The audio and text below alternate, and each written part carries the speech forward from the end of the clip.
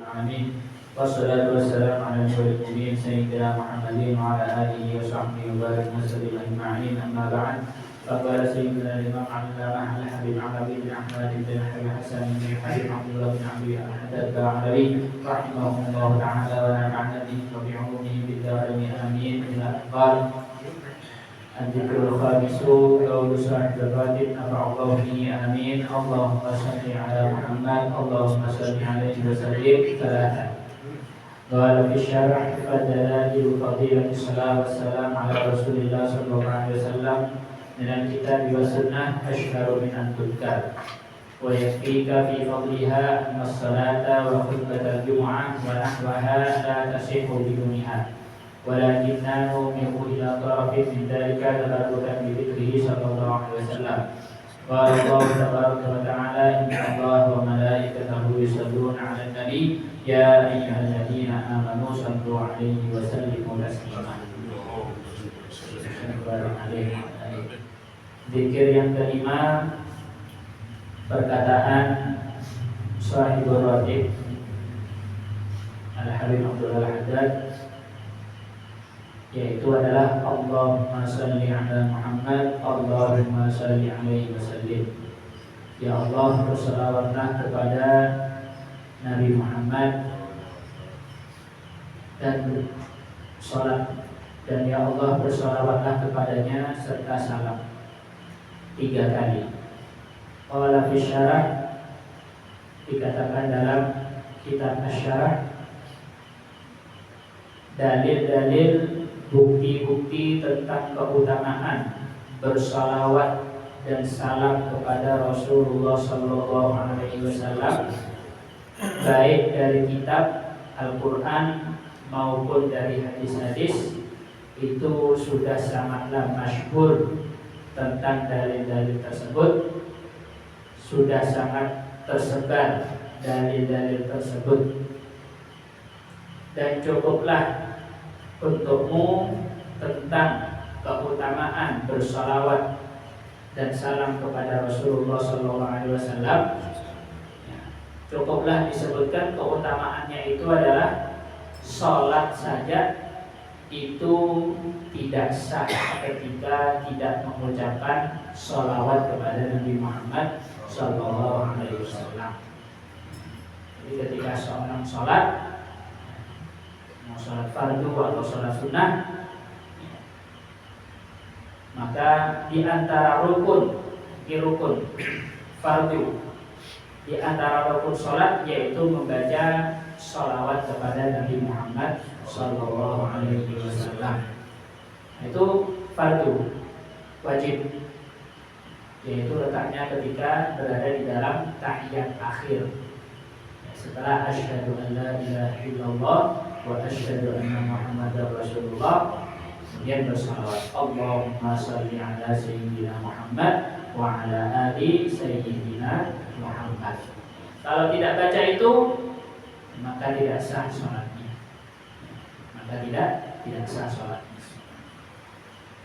Sehingga besar sekali keutamaannya bersalawat, sehingga sholawat selalu digandengkan dengan ibadah-ibadah yang terus dikerjakan oleh umat Islam, sehingga mau tidak mau, suka tidak suka dengan Nabi Muhammad, umat Islam pasti akan bersalawat kepada Nabi Muhammad SAW, terutama ketika berada di dalam sholat 5 waktu.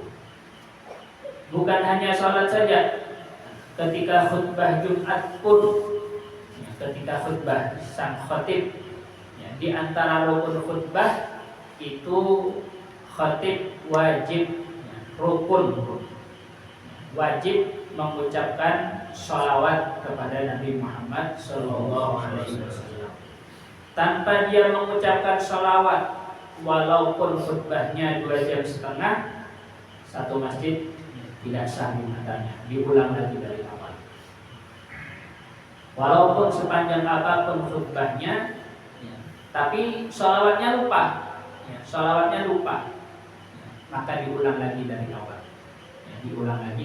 Artinya tidak sah khutbahnya. Karena khutbahnya tidak sah, maka Jumatannya pun tidak sah, harus diulang lagi dari awal.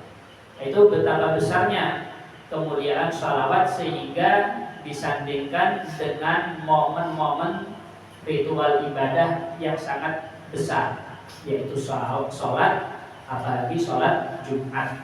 Semua orang Islam berkumpul di satu tempat, yaitu Masjid Jami', masjidnya Allah Subhanahu wa Ta'ala.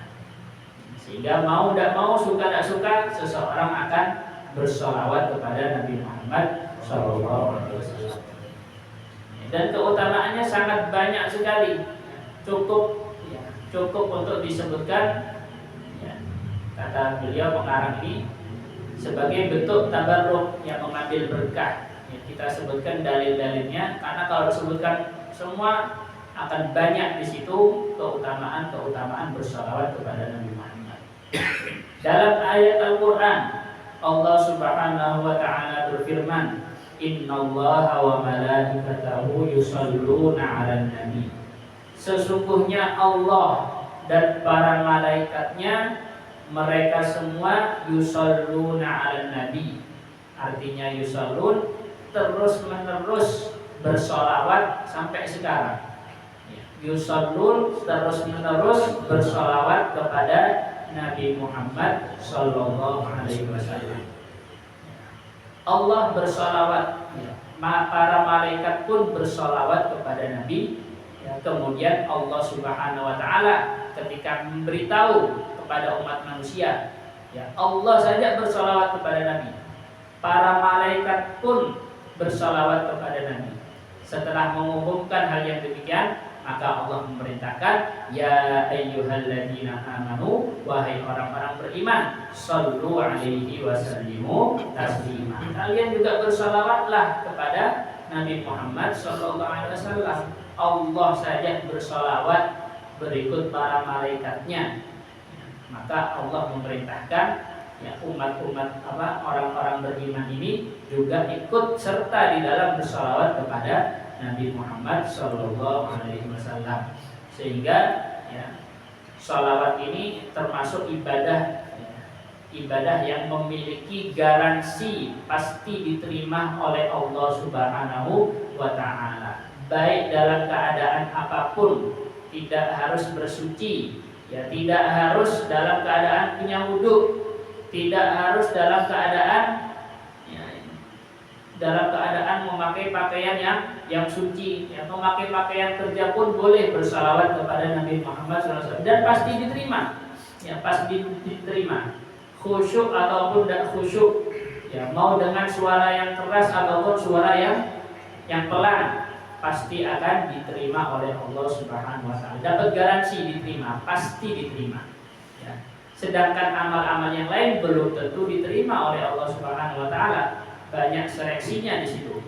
Akan dilihat khusyuknya, akan dilihat ikhlasnya, akan dilihat motif niatnya, dan seterusnya. Dari sinilah seorang ulama mengatakan, adimis sholat ala nabi Muhammadi faqabuluha hakmud biduni taraddudi a'maluna bainal qabuli wa raddiha illa sholat ala nabi Muhammadi. Terus meneruslah engkau itu bersalawat kepada Nabi Muhammad SAW. Faqabuluha hakmun biduni taraddudi. Karena sholawat itu pasti diterima tanpa ada keraguan sama sekali. Kesepakatan ulama, sholawat itu pasti diterima oleh Allah Subhanahu wa Ta'ala, sehingga akan mendapatkan pahala yang pasti oleh Allah Subhanahu wa Ta'ala. A'maluna bainal qabuli wa raddiha. Amal-amal kita ini masih diseleksi dulu, bisa diterima, bisa ditolak. Sholat, kalau di tengah-tengah batal, ditolak sholatnya. Begitu juga puasa, puasa di tengah-tengah batal, maka tidak diterima itu puasanya. Adapun sholawat kepada Nabi Muhammad tidak pakai syarat-syarat tertentu, semuanya pasti akan diterima oleh Allah Subhanahu wa Ta'ala. Sehingga cukuplah itu sebagai keutamaan bersalawat kepada Nabi Muhammad SAW.